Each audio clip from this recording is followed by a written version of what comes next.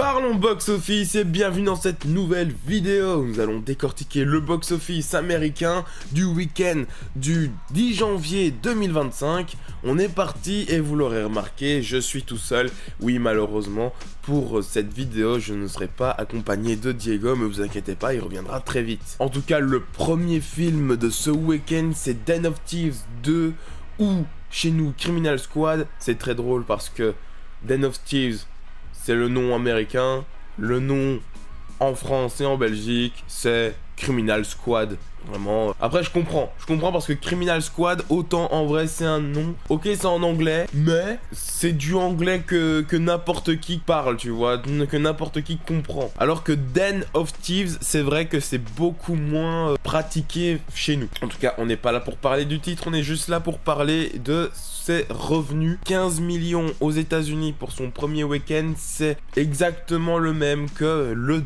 premier opus, parce que oui, c'est le second film, hein. Et donc c'est exactement le même que le premier opus qui lui avait terminé sa course à 80 millions. Il est un peu plus cher, le premier avait coûté 30 millions et celui-ci coûte 40 millions. Donc pour l'instant, un démarrage très similaire.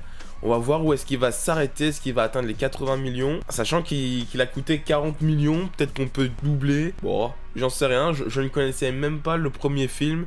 Là, je vois qu'il y en a déjà un second.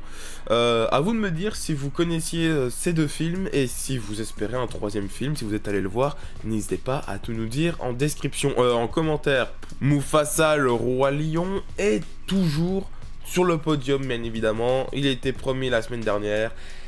Malheureusement, c'était qu'un effet d'une semaine. Il retombe à la seconde place. 188 millions aux États-Unis, 539 dans le monde pour Mufasa. Bon, on en a déjà parlé plus en détail la semaine dernière, hein, mais tout ça pour dire, Mufasa a quand même coûté très cher. Là, il rentre dans les frais, c'est sûr. Voilà, là, il commence à rentrer dans les frais. Au moins, c'est déjà ça.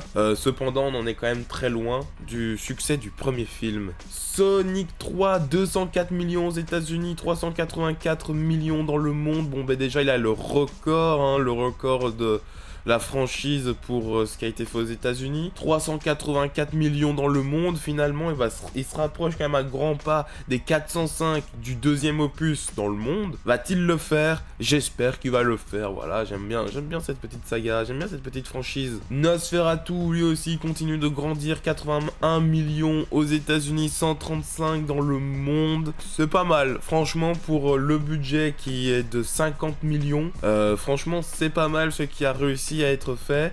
Félicitations à Robert Eggers. Et Vaiana va-t-elle atteindre le milliard? Ça semble quand même très compliqué, mais en même temps ça semble très proche. On a envie, tu vois, quand on est aussi proche comme ça d'un chiffre symbolique, d'un nombre symbolique, on a envie de l'atteindre. Malheureusement, 11 millions, est-ce que c'est encore faisable pour un film qui est sorti depuis aussi longtemps?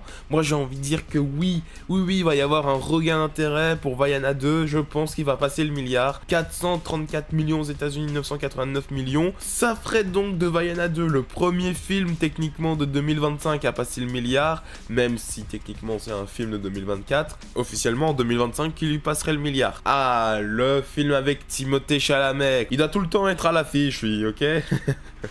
Non mais c'est vrai que je vois de plus en plus A Complete Unknown, un parfait inconnu chez nous. Et non, ce n'est pas un film de l'après-midi sur TF1. Non, c'est un film sur... c'est un biopic sur Bob Dylan et c'est Timothée Chalamet qui l'interprète. De plus en plus de biopics, hein. Franchement, j'avais l'impression que c'était pas forcément rare il y a quelques années, mais en tout cas, on en retrouvait beaucoup moins. Là où j'ai l'impression que vraiment chaque année, t'es sûr de manger au moins 3-4 biopics. Je ne m'en plains pas, ce sont souvent des films qualitatifs, avec un scénario qui arrive souvent à te faire chialer en vrai, à te mettre les tripes derrière un artiste, surtout si tu aimes cet artiste, avec une mise en scène plus que pratique, avec une colorimétrie, une lumière vraiment très travaillée. Souvent les biopics sont quand même très qualitatifs. D'ailleurs, quel est votre biopic favori? Dites-le moi en commentaire. Moi, je dirais que c'est Iron Claw, qui est d'ailleurs l'un de mes films favoris tout court. Mais en tout cas, Timothée Chalamet en Bob Dylan, est-ce qu'on le confirme? Et ensuite, finalement, on a Wicked, 458 millions aux États-Unis et 697 dans le monde. Il se rapproche des 700 millions, il va les atteindre clairement, mais je pense que ça va clairement être le dernier palier aussi, hein. Je pense que les 500 aux États-Unis ne vont pas être dépassés, bien évidemment. 460 aux US et 700 dans le monde, ça va être très bien. Écoute, voilà. Et c'est déjà ce qui referme notre Parlons Box Office de la semaine.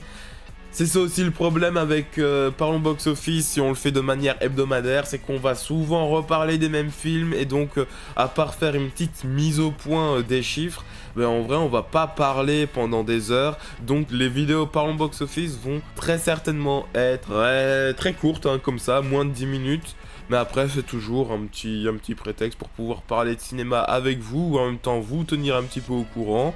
Et n'hésitez pas à nous dire quel film vous êtes allé voir cette semaine, si dans le lot il y en a que vous êtes allé voir, et est-ce que vous en avez pensé, voilà, n'hésitez pas, on est là pour faire une petite conversation.